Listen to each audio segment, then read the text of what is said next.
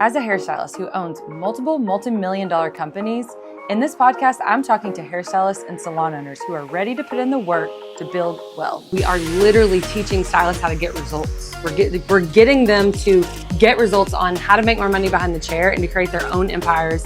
It's what you know that you don't know that you need to know in order to get to where you want to go. Because I understand now that in order for me to get to my targets and my big goals and be able to impact 500,000 stylists all over the world and 400 plus salon owners and helping them run an efficient business that they don't feel like they're babysitting anymore, that they feel like they know how to scale it because they have the right information.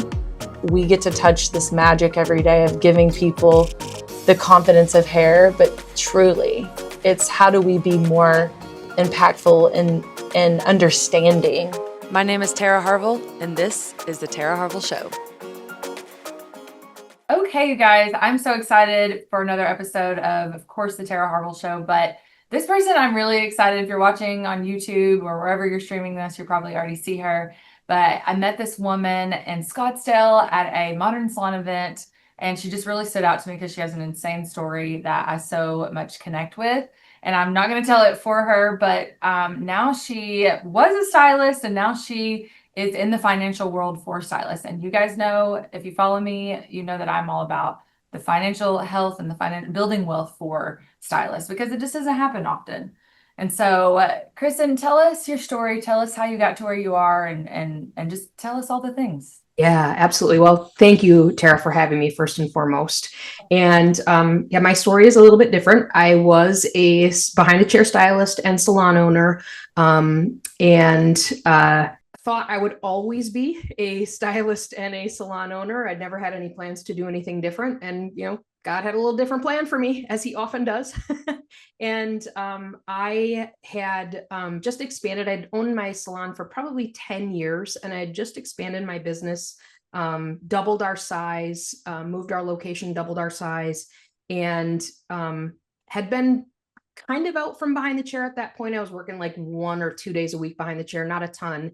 And, in this new big space, it was all exciting and super fun. I was like, oh my gosh, I just want to go back behind the chair because it's fun and we're in this new space and I want this great new energy. And so I jumped back in behind the chair and was working a ton. And it was holiday season.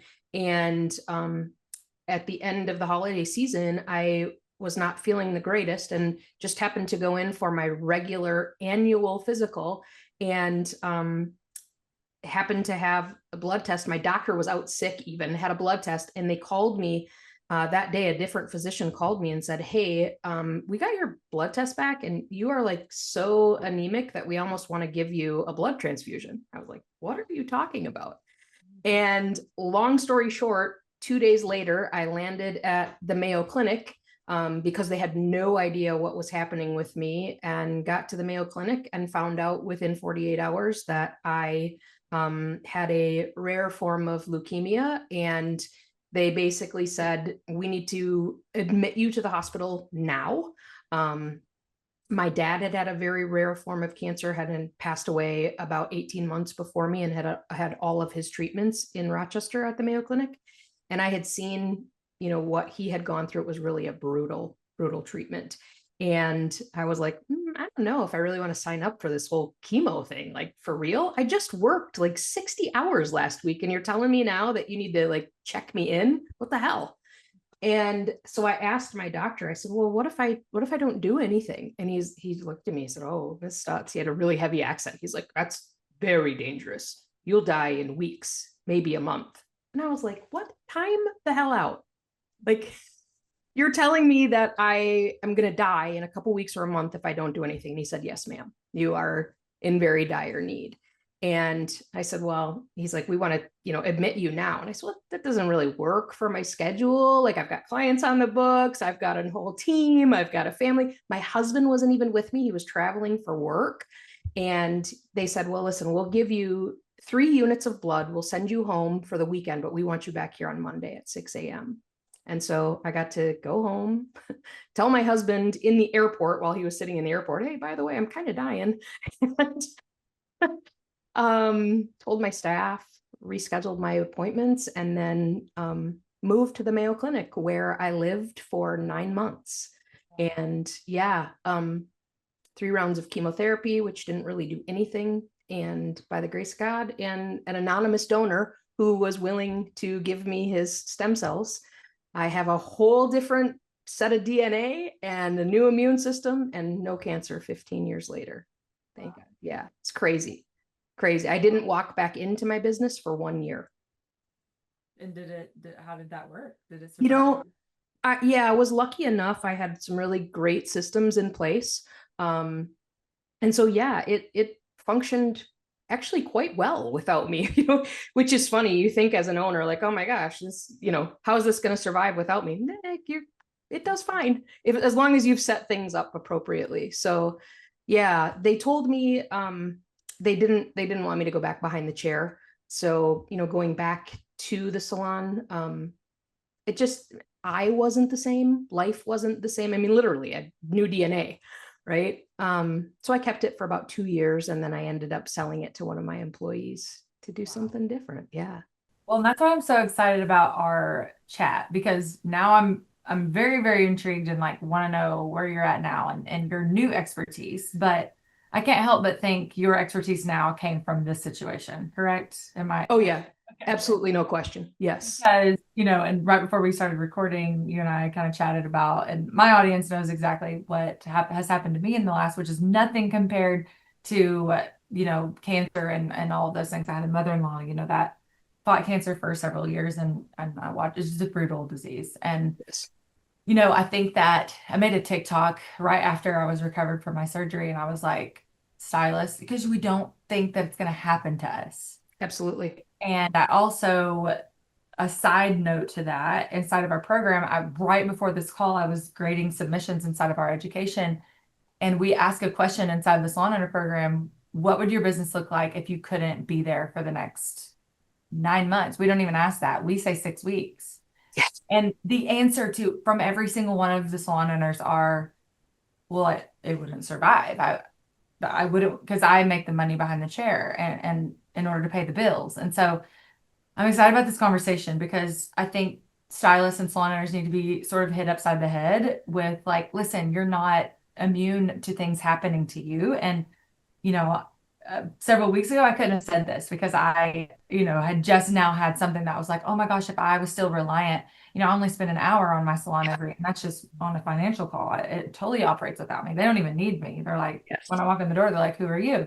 But it took me a long time to get to that point, and building systems that work and all the things. So now tell me a little bit, like, it's just an incredible story. And I just love that you had that in place, because that would make me sick if, a 9 months away from your business, a year away from your business, most would not survive that. So tell me more about your story, because I know that now it's incredible. And I know you've got, this, you're building this empire for stylists and salon owners. And I think that's incredible. So Yeah. So, it was an interesting transition.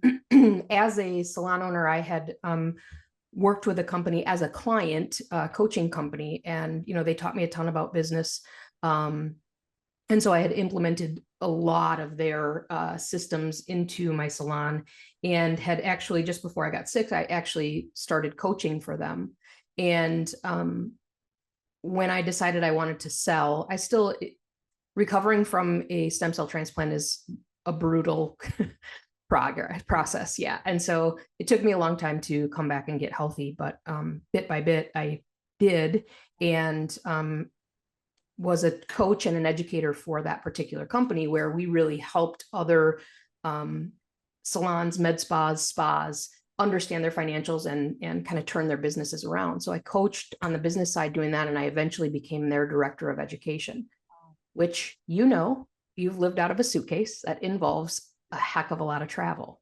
And I was like, I didn't survive cancer to be away from my husband, my family, 3 weekends out of a month. And I knew I needed to do something different. I didn't, honestly, I did not have any idea what that was. I just knew, like, I was here for a reason. I didn't know what that was. obviously. Yeah, exactly. Like, you kept me around. Can you tell me why?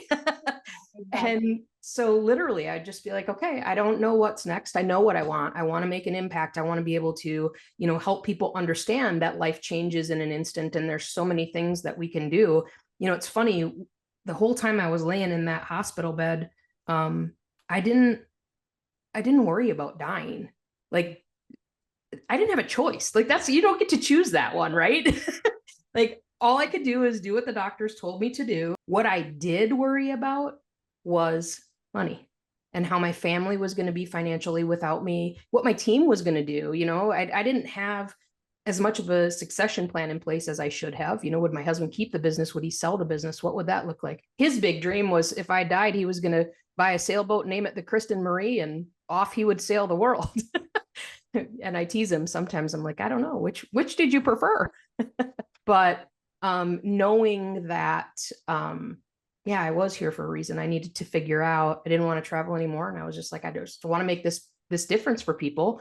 And what might that look like? And an opportunity kind of fell in my lap when I was meeting with my advisor. And she said, hey, have you ever thought about doing this? I was like, no, I've never thought about, never once. And I was like, but you know what? I've been asking for something different. Maybe I should check this out.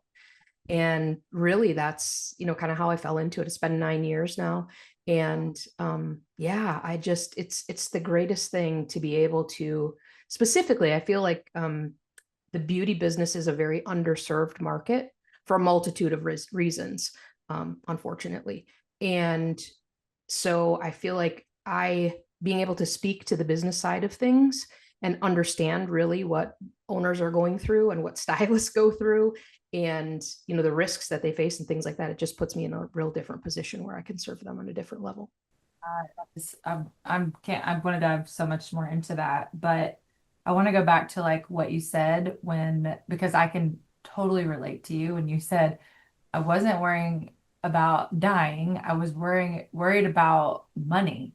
Yeah. And that was my thought in the hospital. At first it was kind of a freak out moment because I thought I was having an aneurysm, and I was like, oh my gosh. And, even myself, I have built, a large business and, all of these things. And it's like, I think someone would be shocked of how unprepared I was for that.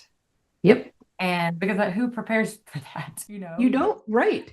Yeah, and since then it's so funny because I have now contacted an attorney for estate planning, and I really we have an in-house attorney, Dawson, and I really was like, find me someone to plan this out, because you worry. And I was, my husband, I do make the money in our family, and he, I couldn't operate without him because he does so much work for what we do. But if something happened to me tomorrow, he would be in trouble. Yeah.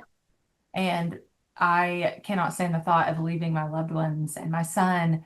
Totally. Not have a plan. And so I want to just drive that home, because whoever is listening to this, like, you got to figure this out. As uncomfortable as it is, my attorney looked at me last week and was like, okay, so we got to talk about it. If you die, what is going to happen to this? Because you've now got 40 employees that their job still needs to keep going and all the things. But like, not only that, it's the preparation before you get to the dying part, right? Totally. Are we set up successfully? Are we doing enough to make the amount of money that we can make in this industry? And then are we doing the right thing with the money that we're making? Absolutely. Something that I stand for, and I'm building out. We have this new thing that we've launched, and I'm sure you and I will get into it. It's called the Strata Salon structure. And we're doing that because it's a way that stylists can go in and build wealth without standing behind the chair for every single dollar that they collect. Yep. And so I'd love to hear what your thoughts are on that, like how important it is for stylists and salon owners to stop. Like, you cannot build wealth by doing the thing with your hands. That's correct. For every Absolutely. dollar. Absolutely. What are your thoughts?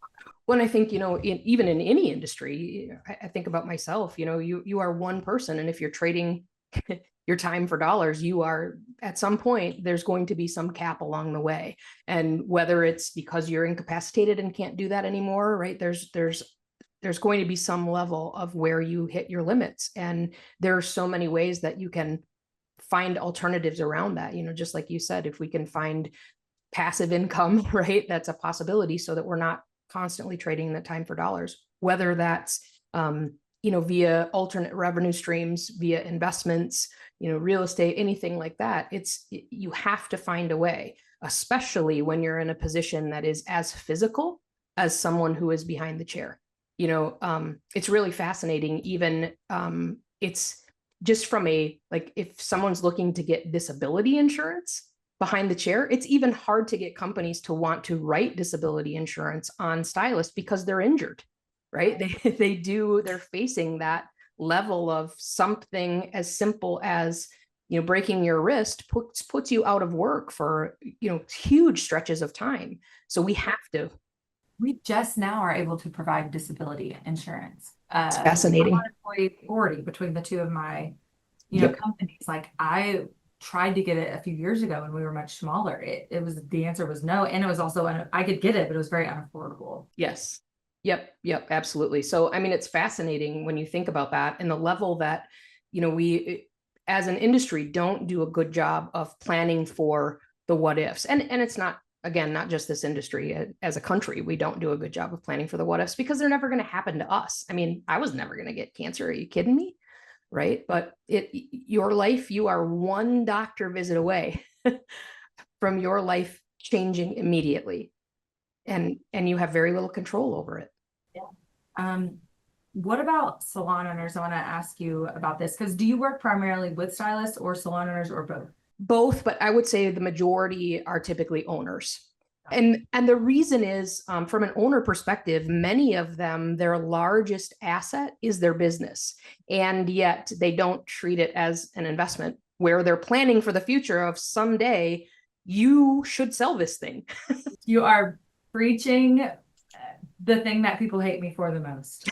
You watch my Instagram much. Oh my gosh, I get so upset with salon owners. And I just, because I think and I was just telling our crew yesterday, we had a bunch of stylists and salon owners here for a class. And I'm like, you guys have to get rid of the beliefs that you have today because they're not right.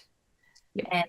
And the one thing that I always say that ruffles salon owners, and honestly, I'll be honest, we've lost some customers because of it. Yep. Because I am very loud about, I literally say the words, I think it is so irresponsible for a salon owner to build a team and not create options for this team. Yeah. I think it's selfish.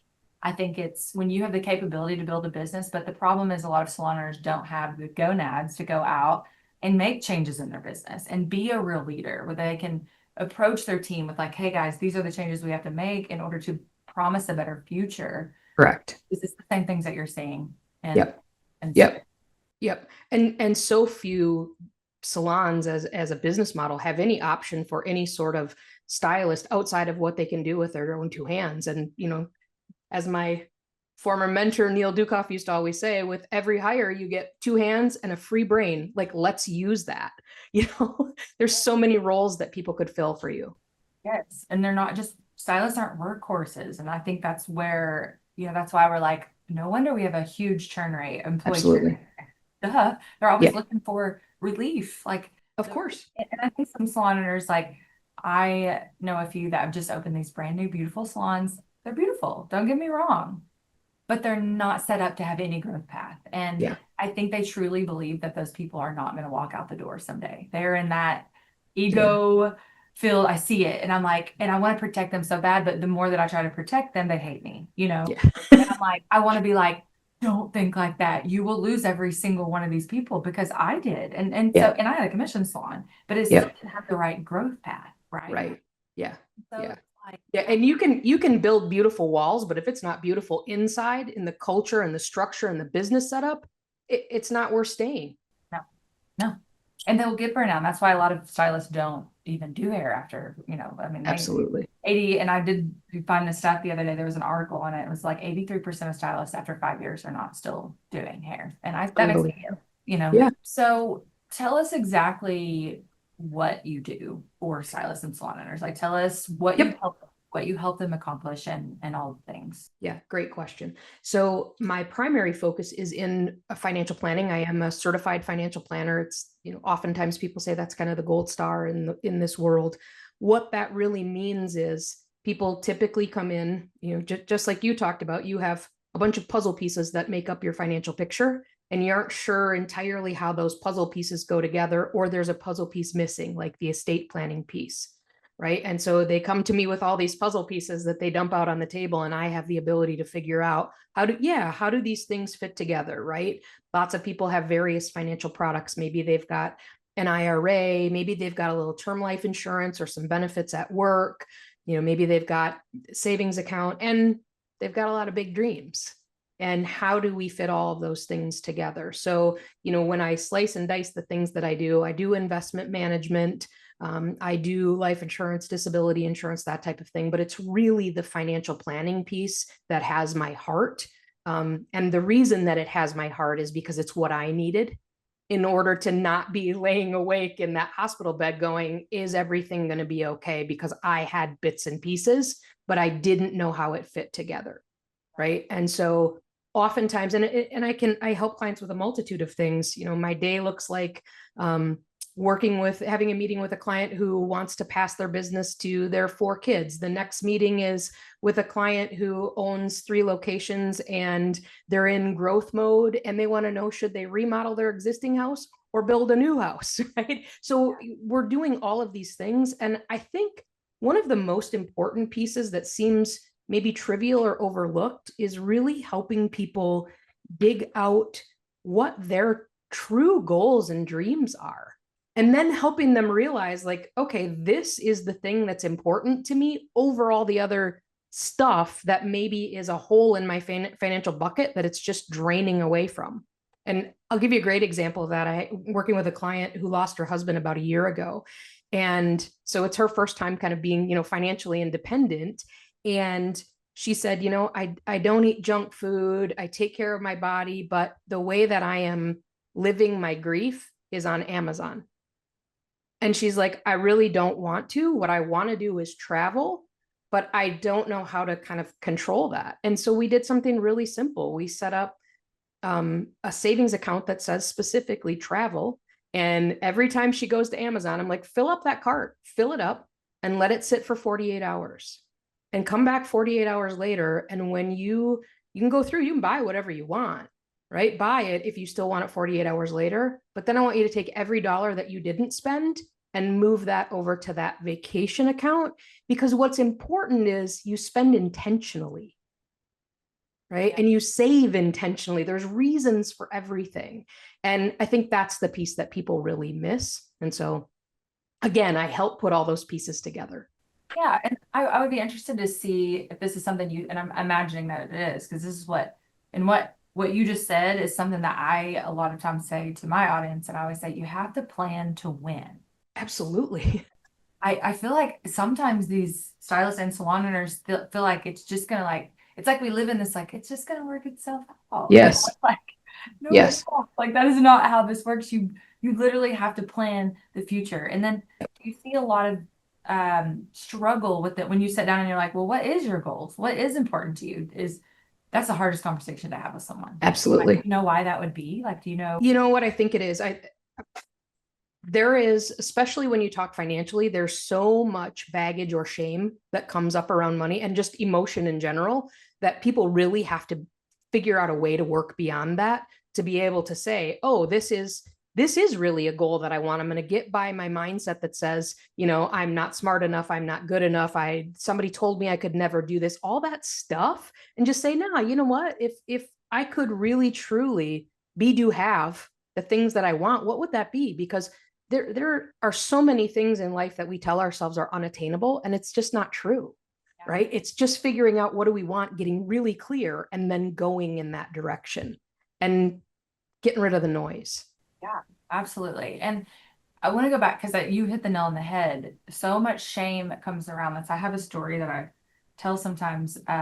It was a very successful stylist, and the only way that I knew that she was so successful because she buys a ton of hair from us. Gotcha. So I knew that she was obviously doing a ton of extensions. So I knew what kind of revenue was coming in her bank account because I knew exactly what was happening. So, but then when I got into further conversations with her, I was like, okay, well, just I can help you. Just send me a quick P&L and I will help you navigate that. Well, that was the moment she ghosted me after that.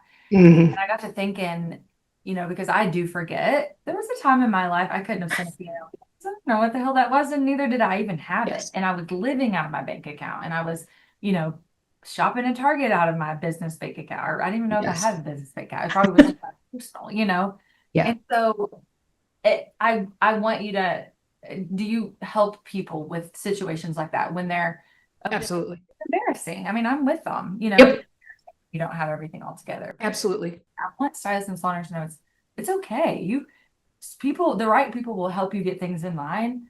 The right people, I had to ask for help, Absolutely. Yep. I got to where I'm at is I had to ask for help. Absolutely. Yes. I do a ton of work looking at a P&L, and there's so many times when somebody says, well, this is great. It says that I've got this profit, but I don't have any money. Well, helping people understand profit really isn't cash, right? And having those conversations and being able to really speak in terms that people understand. And I'm here to tell you, I have zero judgment about what people do with their money, where they are now, how they spend, none of it. All I want is for people to get what they want and what they truly deserve. And listen, I know how hard people work in this industry. It's not easy. I mean, yeah. Right. It's tough. And for people to really be able to understand where they are, what they have, and how to utilize it to get where they want to go, I just feel like that it's such a missing link. We've got people who can talk on the P&L side, or they're working with their accountants, but what do their accountants know then about their personal life and their personal finances? There are very few people who link those two things together, and one thing I find very frequently is I can work with an owner or stylist who is very successful financially within their business, and they're running good numbers. They understand their books, but they pay zero attention at home because they're entirely focused on what's happening in their business. And then their financial life at home is just not where they want it to be. And there's a distinct difference between the two. You got to run your household like a business, and you got to run the business like a business with a plan for an exit strategy moving forward. How important, that's where I want to kind of end on that. Like when I start talking about exits in front of stylists and saloners, they look at me like I'm an alien. Yeah. And some of them are just like, I don't understand why this is important. I don't need an investor to come into my business. I don't need an employee to I don't need to build a business so valuable that I'm like, okay, what are you going to do then? Shut the doors and sell the shampoo bowls on Facebook Marketplace? Well, but why wouldn't you? I mean, if this is something that you're building and you're putting dollars back in, like owners are, I mean, you have to put money back into your business. Yeah. And oftentimes they're choosing to put the money back into their business versus putting it in a retirement account, a 401k, an IRA, something like that. And instead kind of buying themselves a job, so to speak, right? Where they're getting paid, but they're not reinvesting in a way that they're going to have something that comes back to them for their hard work.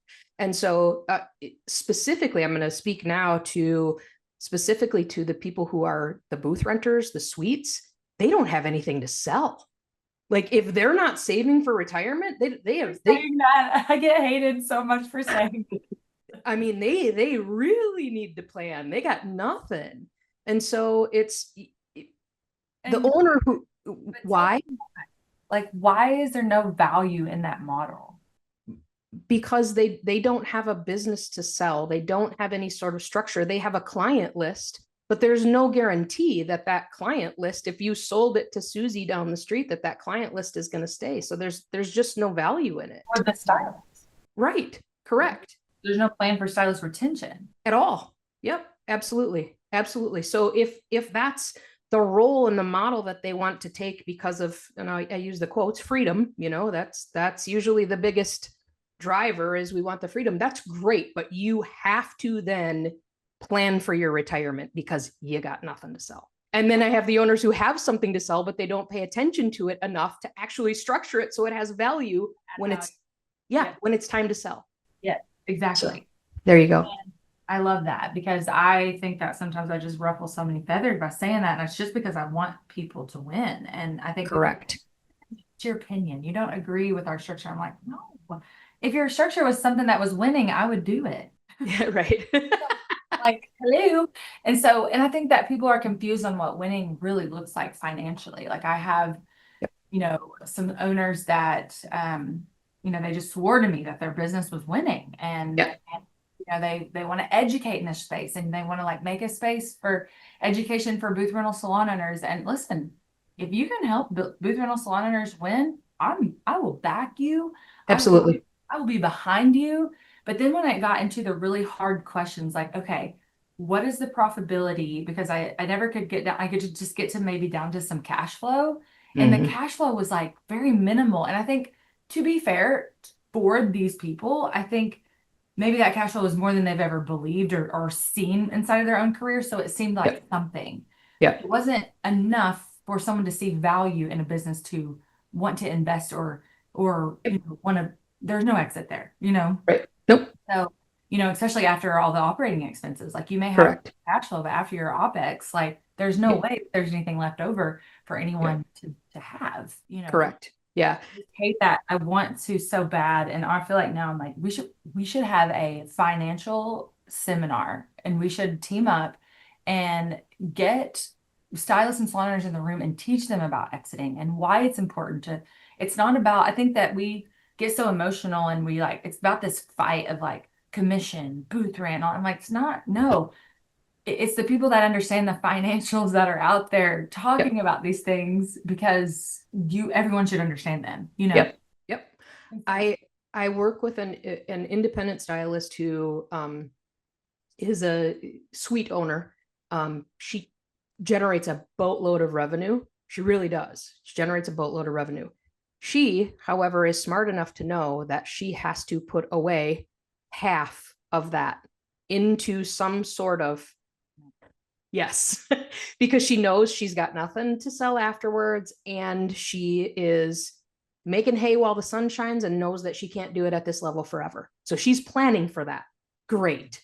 If that's what is important to you and you want to do, great, that works. But don't live in a reality where you're not making those same plans and thinking that you got something down your road.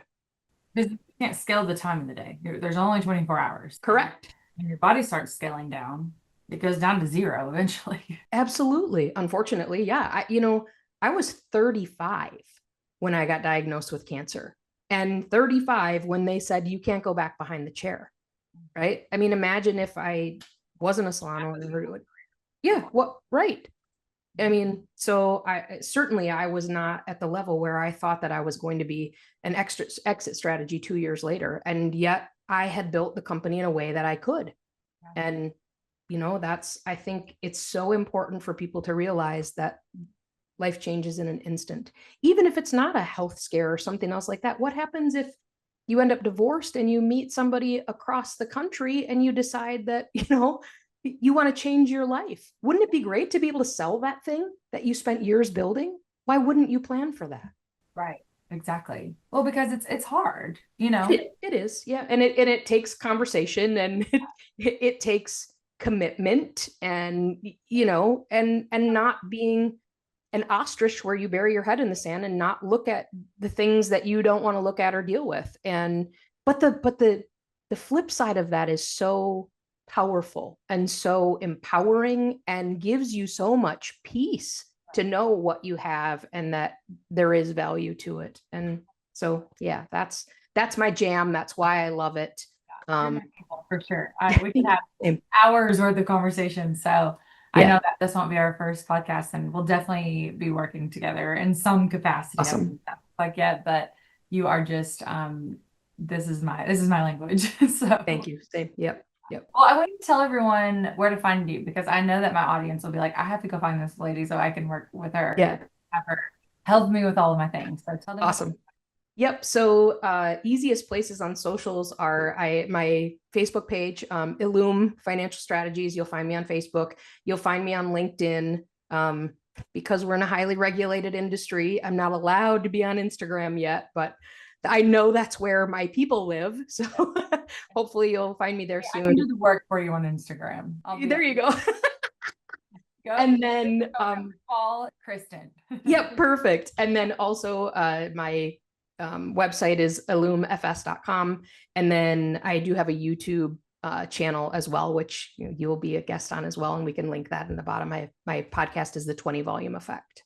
I love that. Well, thank you so much for being here. You have thank you. Knowledge, and it's all the knowledge that stylists and salon owners need. So I just hope that they reach out, they find you. We'll link all your stuff down below too. That way they can really, find where you're at. And I just appreciate you being on here, and this won't be the last time. Yeah. Thanks, Tara. I really appreciate it.